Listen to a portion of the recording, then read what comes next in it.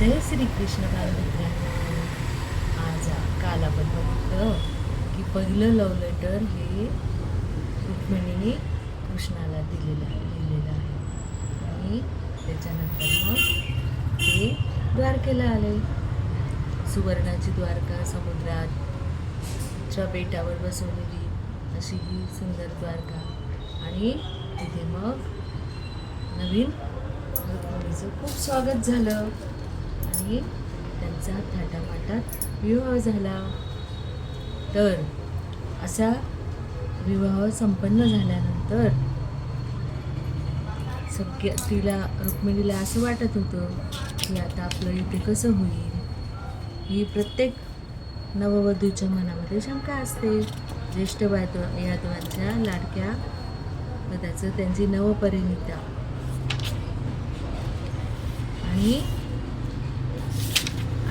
आतापर्यंत आपण बघितलं की कृष्ण बोलत होता, पण आजपासून रुक्मिणी तिचं मनोगत व्यक्त करते आहे आणि अशी ही रुक्मिणीची सुरुवात झालेली आहे. तर रुक्मिणी सांगते की आज जेव्हा ती आपल्या पुत्र प्रद्युम्न याची नववधू म्हणजे रुक्मवती तिच्यासह औक्षण स्वागत करून ती परतते आणि मग तिला सगळं तिचं आठवतं. तर आमचा ज्येष्ठ पुत्र प्रद्युम्न साक्षात मदनाचाच अवतार, अति सुंदर, पिळदार, दिप्पाड रुक्मवती तर माझी भाचीच म्हणजे तिच्या भावाचीच मुलगी सून म्हणून श्रींनीच. आणि आतापर्यंत आपण श्रीकृष्ण म्हणत होतो, पण आता रुक्मिणी कृष्णाला काय वदवते, तर कृष्ण नाही म्हणत तर ती श्री म्हणते, श्री. तर अशी ही रुक्मिणी सांगते आहे की सून रुक्मवती तर माझी भाचीच, आमच्या रुक्मिदादाची कन्या व आता तर सून झाली आहे.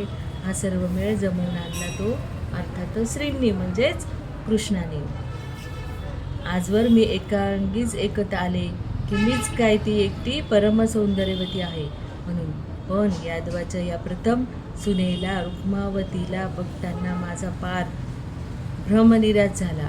नावासारखीच आहे ती रुक्मवती, सोन्याची लढच, अतिशय सुंदर. पूर्वीच्या शुद्धांशद्वारात रुक्मवतीला व प्रद्युम्नाला सोबत घेऊन आलेले श्री सेनेसह उभे ठाकले तेव्हा मी त्या तिघांकडे पाहणार कोण नुसती बघतच राहिले. किती आकर्षक दिसत होते ते यादव कुळाचं त्रिदळी बिल्वदल. म्हणजे कोण कोण, तर प्रद्युम्न, रुक्मवत म्हणजे त्याची पत्नी आणि कृष्ण हे त्रिदल. तर ही अशी पार्वती सांगते की कौंडिण्यपुरात माझं आणि रुक्मिदादाचं कधीच काही पटलं नाही, पण दादापेक्षा धाकटे तिला किती भाऊ होते, 6 भाऊ होते. रुक्मभाऊ, रुक्मकेश, रुक्ममाली सर्वात धाकटी मी म्हणजे दादाशिव. बाकीचे चौघही माझं एकुलते एक लहान भगिनी म्हणूनच असेल कदाचित. आणि मग नंतर या सगळ्यांच्या भाऊ आणि एकच तिला काका होते. त्या काकाचं नाव होतं आकृती काका आणि ते काय गारुड विद्येत तरबेज होते. म्हणजे गारुड विद्या म्हणजे जर साप चावला, किती विषारी साप चावला, पण मंत्रोच्चाराने तो उतरली जाईल अशी ही गारुड विद्या तिच्या काकांना येत होती. आणि मग ती पुढे म्हणते की विवाह करायचा तो गवळ्याशीच असं तिने श्री म्हणजे कृष्णासोबतच तिने केला. आणि याला तिच्या भावांचा खूप विरोध होता, कारण की ययातिराजापासून ते शापित होतं. एक क्षत्रिय नाही, गवळी आहे म्हणून तिच्या भावाला कृष्णाला रुक्मिणी द्यायची नव्हती, शिशुपालला द्यायची होती आणि म्हणून तो विरोध होता. पण हिने नुसतं ब्राह्मणाच्या मुखातून वर्णन ऐकलं होतं कृष्णाचं आणि ते वर्णन ऐकून पाहिलं सुद्धा नव्हतं. आणि वर्णन ऐकून तिने सांगितलं की मी विवाह करेन तर कृष्णाशीच.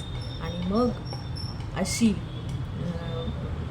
तिच्या आईनेच फक्त तिला साथ दिली होती आणि कृष्णाला तिने लव्ह लेटर सांगितलं होतं की तुम्ही फक्त माझं हरण करा, म्हणजे कारण मी तुमच्याशिवाय मी राहू शकत नाही.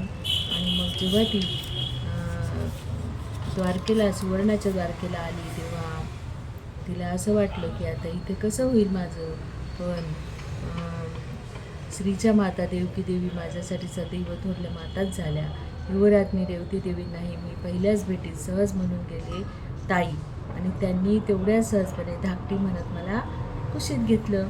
मग आपोआपच रवणी माता माझ्यासाठी धाकल्या माता झाल्या, माताच झाल्या. गुरु सांदीपनीच्या पत्नी ना मी गुरुमाता म्हणू लागले. म्हणजे असे त्यांचे नाते खूप सुंदर होते. आणि मग जेव्हा रुक्मिणी सांगते की माझा जेव्हा पहिला बाळ झालं, म्हणजे प्रद्युम्न झाला 1 वर्षात, विवाहानंतर पहिलंच वर्ष तर हा म्हणता उडून गेलं, समुद्र वाऱ्यासारखं मागे ठेवून गेलं. रंगीबिरंगी अनेक आठवणी, काही खारटसुद्धा. आता खारटसुद्धा ही आठवण कोणती आहे तर ती आपण बघणार आहोत. प्रद्युम्नाच्या जन्माच्या वेळी आठवण तर एवढी खारट आहे की त्या आठवणीनंही समुद्र जलानं चूळ भरण्यासारखं वाटतं, अगदी आजही. तेव्हा मी राणी कक्षाच्या दीपावर राहत होते. माझं प्रशस्त सुवर्णी वाड्यात जो पोटात असतानाच मी आणि श्रीनी एकांतात ठरविलं होतं की याचं नाव प्रद्युम्नच ठेवायचं, पुत्रच होणार, आणि तोही मदनासारखा अनुपम सुंदर असा माझ्यापेक्षा श्रींनाच ठाम विश्वास होता. प्रद्युम्नाच्या वेळी मला लागलेले डोळे फारच चमत्कारिक होते. मला एकसारखं वाटे की सततची समुद्रगाज एकत्र राहण्यापेक्षा दूर दूर कुठेतरी निर्भीड अरण्यात जाऊन राहावं. एकांती निवांत तो कल्पनेतला एकांते काही मला धडपणे मिळत नसे. लगेच गर्भभरीत मन मोठमोठ्यानं वाजणारी वाद्ये एकाला आसावून जाई. अचानक चमत्कारिक ढगळ आसुरी वेश अंगावर धारण करावेत असेच वाटे. आणि मग हा श्रीपेक्षा दादांनाच त्याचं जास्त कौतुक होतं. एवढा मोठा गदा युद्ध बघणाऱ्याला धाकच वाटावा, पण का कुणास ठाऊक त्यांचं बोलणं ऐकताना मला थोडं हसूच येईल. निकरानं कौशल्यानं मी ते रोधून धरे. युवराजांना मी म्हणे, मीही चांगलीच ओळखते त्यांना. आणि असे तो प्रद्युम्नाच्या जन्माचा दिवस, आणि होय, तो स्वतःच मी विसरून म्हटल्यानं आजही विसरू शकत नाही. प्रद्युम्नाचा जन्म झाला ऐन मध्यरात्री.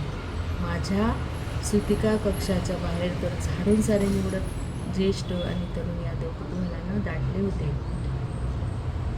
हिंच्या प्रथम पुत्राची त्यांना अचूक जन्मवेळ उचलायची होती. वेगवेगळ्या सुवर्णी जल संपन्न गंगाळात त्यासाठी वेगवेगळी सुवर्णी घटिका पात्र सोडली होती. निष्णांत पुरोहित आणि जातक तज्ज्ञ गर्गमुनींच्या दृष्टीखाली दक्षतेने बसले होते. समय पावलानी ऐन मध्यरात्रीच्या ठोक्याला समय तबकावर सशक्त टोल दिले आणि बाळाचा जन्म झाला. दीप द्वारकेवर ऐन मध्यरात्री टळटळीत दिवस उजाडला. द्वारकेच्या कोटावर 4 महाद्वाराच्या असंख्य उपद्वारावर अशी विटभर जागा उरली. आणि पूर्वीच्या काळी लगेच सगळेचे सगळे बाळाला बघत नव्हते, तर 5-6 दिवस तर बाळाला फक्त आईच बघायची, कोणीच बघत नव्हते. आणि सगळे बाहेर उभे होते. बाळाची 5वी आली. गेले 5 दिवस यादवांची राजनगरी द्वारका अहोरात्र अखंड आनंदात अशी डुबून निघाली होती. 5वीची रात्र उतरली. उद्या बाळ जन्माचा 6वा दिवस होता. त्रिकाल संचारी सटवाई आपल्या गुप्त पावलांनी येऊन उद्या बाळ यादवांच्या ललाटी त्याचं भाकीत रेखून जाणार होती. केवळ तिलाच माहीत असलेलं 6वा दिवस उजाडला कसला? काळ रात्र घेऊनच आला तो. कारण त्या दिवशीच ते बाळ कोणी हरवलं, म्हणजे घेऊन गेलं हे कळलंच नाही. पाडण्यात कुठे दिसतच नाही.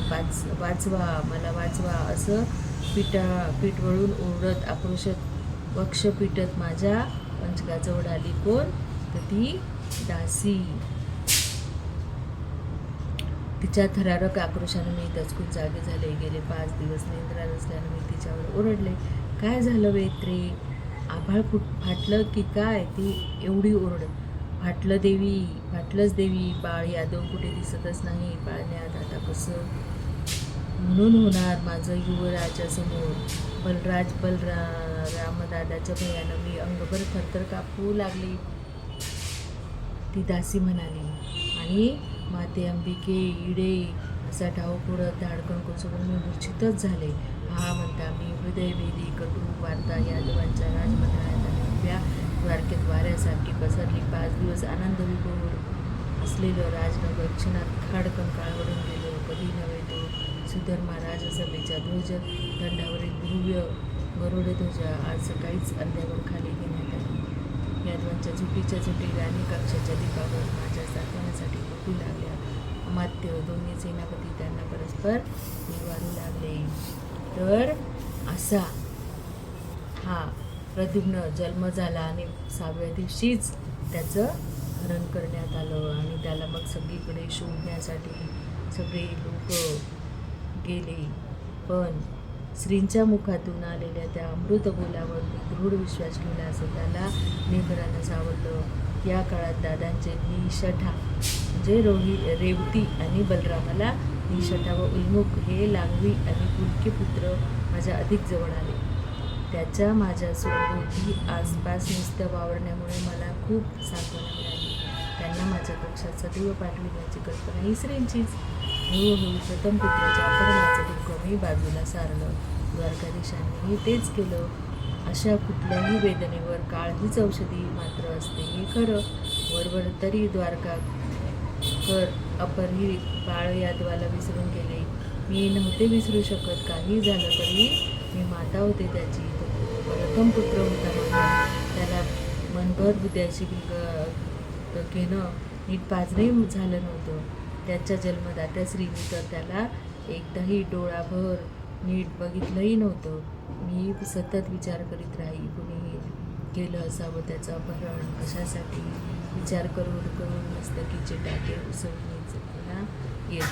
मग थकून शांत होऊन मी मंचकावर नुसतीच पडून राही. तरीही बाळाचा विचार गुंग्यासारखा माझा पाठपुरावा करीतच राही. मन पोखरत राही. तसे यादव हार खाणारे कधीच नव्हते. मगच सम्राट जरासंधाशी 17-18 शौर्य धैर्यानं लढून ते इथं द्वारकेत आले होते. शून्यातून अपार परिश्रमाने त्यांनी ही रम्य नगरी उठवली होती.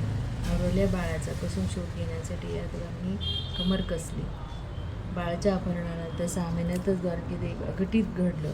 त्याचं असं झालं ते आपण पुढची गोष्ट पुढच्या गोष्टीमध्ये बघूया. असं हे अपहरण झालेलं या भागामध्ये आणि पुढच्या भागात अघटित काय झालं ते आपण बघू. जय श्री कृष्ण.